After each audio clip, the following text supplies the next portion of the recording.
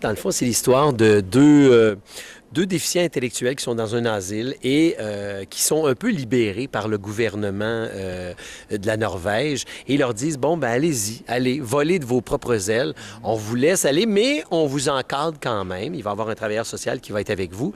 Donc, vous allez habiter dans un appartement et doucement, vous allez essayer de réintégrer la vie avec les jeunes dans la société.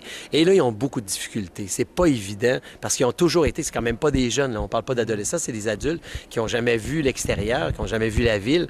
Donc, ne serait-ce que d'aller acheter une simple pinte de lait, un genre de petit 2 litres de lait, c'est très compliqué pour eux. Donc, imaginez tout ce qu'ils ont à passer.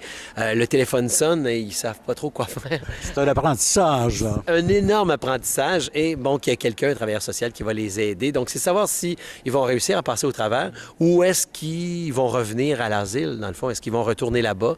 Et l'asile va peut-être donner la chance à d'autres personnes de pouvoir essayer de voler de leurs propres ailes. Donc, ça suit.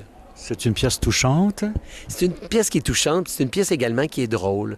Je pense que c'est un mélange des deux. C'est toujours un peu touchant de voir des gens qui sont naïfs, des gens qui sont très premier degré, qui ne savent pas trop comment fonctionne la vie à l'extérieur de leur asile.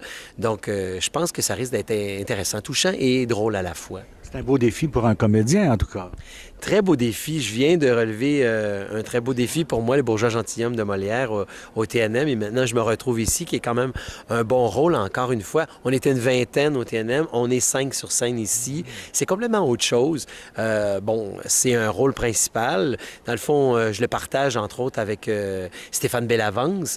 Puis ça, c'était assez amusant parce que la première fois qu'il m'a rencontré, il m'a dit « Hey, c'est spécial parce que tu étais mon idole de jeunesse. Oui. » Alors, c'est sûr que quand quelqu'un dit ça, tu fais « Boy! » On l'a vu dire ça tout à l'heure sur la vidéo. Exactement. Donc, je sentais donc qu'il y avait une sorte d'affection entre... Oui, une chimie qui est déjà installée. Oui.